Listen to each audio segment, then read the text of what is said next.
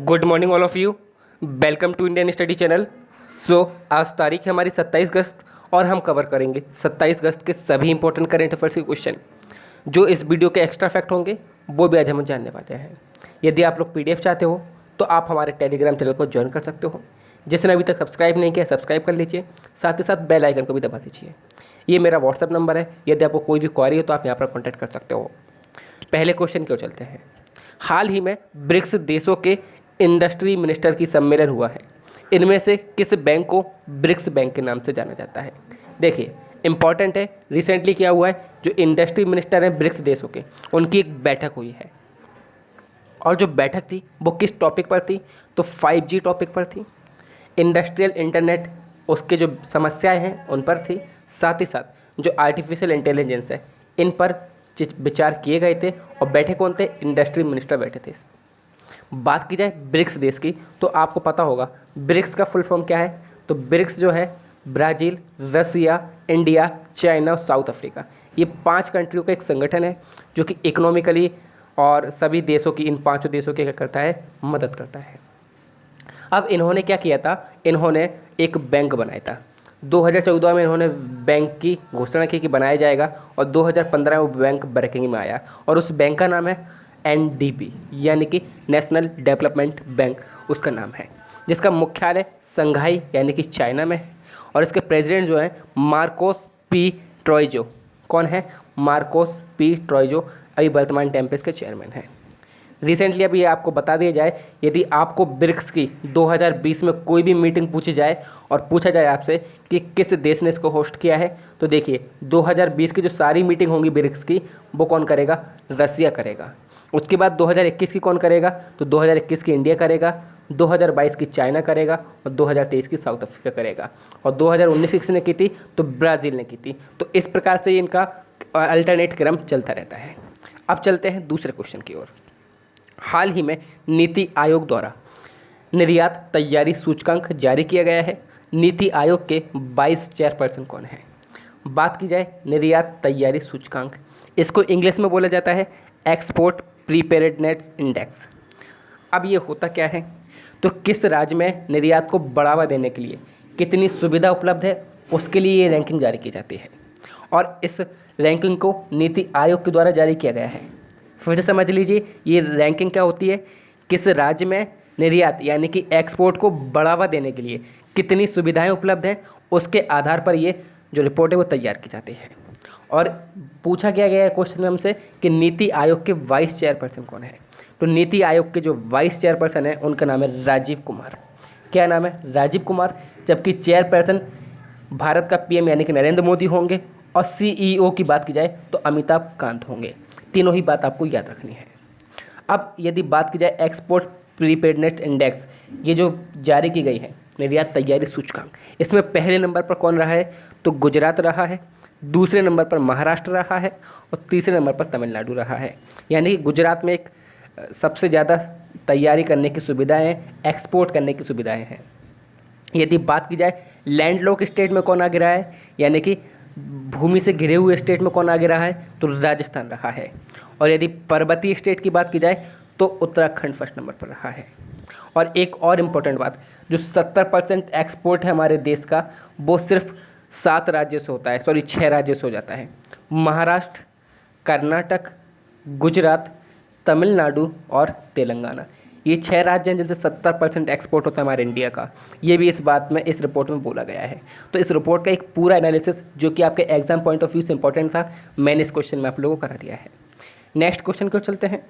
हाल ही में भारत तथा बांग्लादेश ने नए अंतर्देशीय जलमार्ग खोलने पर सहमति बनाई है। अब भारत तथा बांग्लादेश के बीच कितने IBP हो गए हैं। अब देखिए, पहले तो अंतर्देशीय जलमार्ग यानी कि आप समझिए इसे क्या बोलते हैं, इनलैंड वाटरवे बोलते हैं। और IBP का मतलब इंडो बांग्लादेश प्रोटोकॉल ये बोलते हैं। अब इसके लिए थोड़ी सी एक आप कहानी समझिए। क्या हुआ था, मई 2020 में भारत और बांग्लादेश ने एक प्रोटोकॉल और ट्रीटी थी जिस पर साइन किए थे। क्या किया था, वाटर की एक ट्रेड एंड ट्रांजिट प्रोटोकॉल थी जिस पर साइन किए थे। और उसके अकॉर्डिंग ही अब क्या हो रहा है, ये नए इनलैंड वाटरवे खोले जा रहे हैं बांग्लादेश में भारत के लिए। लेकिन हमसे पूछा गया है IBP कितना हो गया है, यानी कि इंडो बांग्लादेश प्रोटोकॉल अब कितने हो गए हैं। तो पहले 8 थे और अब 2 बढ़ गए हैं, तो कितने हो गए हैं, 10 हो गए हैं, यानी कि ऑप्शन बी इस क्वेश्चन का बिल्कुल सही आंसर हो जाएगा। तो ये जो हमारा साइन किया गया था, यानी कि अब जो इनलैंड वाटर वे खुलने वाले हैं वो 3 सितंबर 2020 से खुल जाएंगे भारत और बांग्लादेश के बीच में। यदि बात की जाए बांग्लादेश की, राजधानी क्या है बांग्लादेश की, तो ढाका है। यदि बात की जाए यहाँ के प्रेसिडेंट कौन है, तो अब्दुल हामिद प्रेसिडेंट है, ये याद रखना है। प्राइम मिनिस्टर सभी लोग जानते हैं शेख हसीना है, काफ़ी पॉपुलर रहती है ये। यदि बात की जाए करेंसी, तो आप सभी लोग जानते हैं टका यहाँ की मुद्रा होती है, तो बांग्लादेशी टका यहाँ की मुद्रा है। हाल ही में WHO ने अफ्रीका को पोलियो मुक्त घोषित किया है। WHO का स्थापना वर्ष क्या है, WHO यानी कि वर्ल्ड हेल्थ ऑर्गेनाइजेशन। तो इसने क्या किया है, रिसेंटली अफ्रीका को पोलियो मुक्त घोषित कर दिया है। और हमसे पूछा क्या गया है, WHO की स्थापना वर्ष क्या है। तो देखिए क्या था, अभी अफ्रीका में जो लास्ट कंट्री थी यानी कि नाइजीरिया, ये ऐसी लास्ट कंट्री है जो कि पोलियो मुक्त घोषित हुई है, और इसके साथ ही पूरा अफ्रीका पोलियो मुक्त हो चुका है। लेकिन अभी भी हमारे वर्ल्ड में 2 ऐसे देश हैं जो अभी क्या हुए हैं, पोलियो मुक्त नहीं हुए, जिसमें से अफ़गानिस्तान और पाकिस्तान, ये दोनों ही देश अभी पोलियो मुक्त नहीं हुए हैं। तो ये भी हमारे लिए काफ़ी चिंता वाली बात है, क्योंकि ऐसे ज़माने में अभी तक 2 देश पोलियो मुक्त नहीं हुए हैं। फिलहाल ये WHO कौन है, तो मैंने आपको बताया WHO का फुल फॉर्म होता है वर्ल्ड हेल्थ ऑर्गेनाइजेशन। इसकी स्थापना हुई थी 7 अप्रैल 1948 में, यानी कि ऑप्शन इस क्वेश्चन का बिल्कुल सही आंसर हो जाएगा। इसका मुख्यालय कहाँ है, तो जेनेवा स्विट्जरलैंड में इसका मुख्यालय है, और टेड्रोस एडनॉम इसके क्या हैं, डायरेक्टर जनरल हैं। हाल ही में असम में AFSPA का विस्तार कितने समय के लिए किया गया है। अब पहले बात तो AFSPA का नाम क्या होता है, तो इसके बारे में हम लोग जानते हैं। तो इसका फुल फॉर्म होता है arm force special power act, जो कि 1958 में लागू हुआ था। अब ये क्यों लागू हुआ था, क्या काम है इसका, तो जहाँ भी क्या होता है, डिस्टर्ब एरिया होता है यानी कि अशांत क्षेत्र होता है, वहाँ पर इसको लागू किया जाता है। यानी कि असम क्या है, अशांत क्षेत्र है, इसलिए यहाँ पर इसे लागू किया गया है। अब इसको फोर्स क्या, यानी कि इसके पास पावर क्या रहती है, तो ये हमारी जो इंडियन आर्म फोर्स है ना, उनको अलग स्पेशल पावर दी जाती है, और ये क्या करते हैं, डील करते हैं पब्लिक से अपने अकॉर्डिंग, जहाँ पर अशांत क्षेत्र घोषित हो जाता है। अब लेकिन असम को अशांत क्षेत्र घोषित क्यों किया गया है और कितने टाइम के लिए किया गया है, तो देखिए यदि एक बार ये एक्ट लग गया तो मिनिमम 3 माह के लिए लगाना पड़ता है, लेकिन असम में ये प्रेजेंटली 6 माह के लिए लगाया गया है। कितने के लिए, 6 माह के लिए, यानी कि ऑप्शन सी इस क्वेश्चन का बिल्कुल सही आंसर हो जाएगा। अब 6 माह के लिए लगाया गया है, लेकिन क्यों लगाया गया है, कुछ कारण तो होगा। तो क्या हुआ है, अभी रिसेंटली पिछले 6 महीनों से देखा जा रहा है कि असम में जो हमारे फौज है यानी कि हमारे आर्मी है, उनके ऊपर आतंकवादी हमले किए जा रहे हैं, साथ ही साथ काफ़ी मात्रा में अवैध हथियार पकड़े जा रहे हैं, जिसके मद्देनज़र असम को क्या कर दिया गया है, अशांत क्षेत्र घोषित कर दिया गया है, और यहाँ पर AFSPA लगा दिया गया है। आई होप समझ में आई होगी असम की कंडीशन। चलते हैं नेक्स्ट क्वेश्चन की ओर। हाल ही में भारतीय टेबल टेनिस स्टार पॉलोमी घटक ने रिटायरमेंट का ऐलान किया है।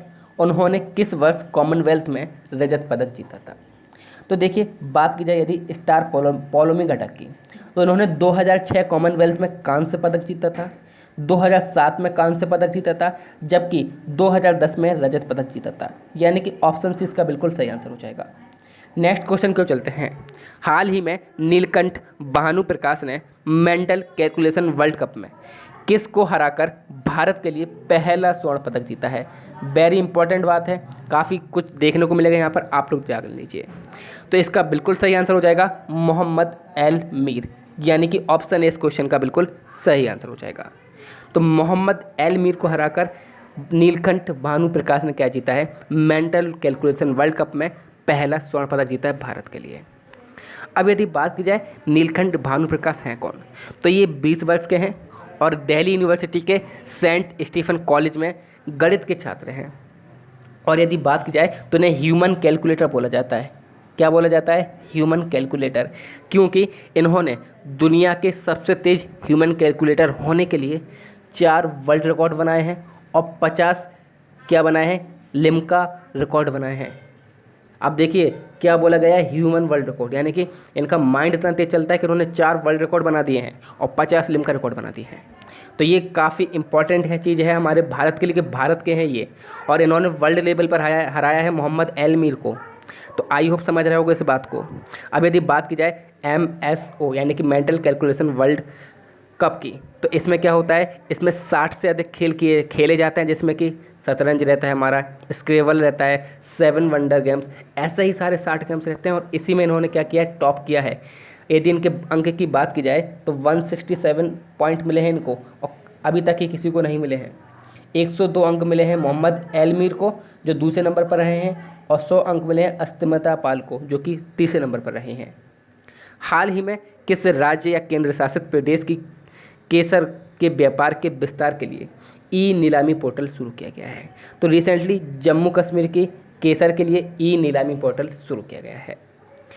600 विकेट लेने वाले इंग्लैंड के पहले टेस्ट गेंदबाज बने हैं। तो इसका बिल्कुल सही आंसर हो जाएगा ऑप्शन बी, यानी कि जेम्स एंडरसन इसका बिल्कुल सही आंसर हो जाएगा। तो जेम्स एंडरसन इंग्लैंड के लिए पहले ऐसे क्रिकेटर बन गए जिन्होंने 600 विकेट लिए हैं। यदि बात की जाए यहाँ पर वर्ल्ड लेवल पर, तो वर्ल्ड लेवल पर सबसे आगे हैं मुथैया मुरलीधरन जो कि श्रीलंका के खिलाफ खेलते थे, इन्होंने 800 विकेट लिए थे। इसके बाद हैं अनिल कुंबले हमारे भारत के जिन्होंने 708 विकेट लिए हैं। और इसके बाद हैं 619 पे सैन वॉन जो कि ऑस्ट्रेलिया के हैं। तो ये वर्ल्ड लेवल पर आपको याद रखना है। और ये इंग्लैंड के पहले क्रिकेटर हैं जेम्स एंडरसन।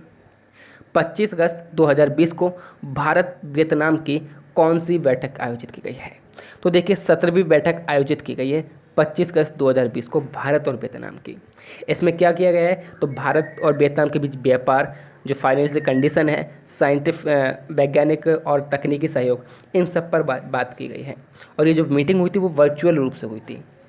अब यदि बात की जाए वियतनाम की, तो वियतनाम की राजधानी क्या है? हनोई है। प्रेसिडेंट हैं इसके जुएन धी किम जान, और PM है जुएन सुआन फुक, और करेंसी है यहाँ पर डोंग, यहाँ पर करेंसी चलती है। तो आई होप आप लोग को प्रेसिडेंट और PM के नाम समझ में नहीं आए होंगे, तो आप लोग एक बार चेक कर लीजिएगा गूगल पर, वहाँ से आप पढ़ लीजिएगा। तो वीडियो आप लोगों को कैसी लगी है? प्लीज़ वीडियो अगर आपको अच्छी लगी है या फिर जो मुझसे डेली पढ़ रहा है तो वो कमेंट ज़रूर करिएगा। कमेंट से यदि आप लोग नहीं करते हो तो मुझे पता ही नहीं चलता आप लोग पढ़ रहे हो या नहीं पढ़ रहे हो। तो जो मुझसे डेली पढ़ रहे हैं, मैं ये नहीं बोल रहा हूँ कि 500 लोग पढ़े 1000 लोग, जो भी जेन्युइनली पढ़ रहे हैं वो अपने कमेंट्स किया करिएगा कि कैसी लग रही है वीडियो, कहाँ पर कमी दिख रही है, सब बताइएगा। Thank you all of you. जय हिंद, जय भारत।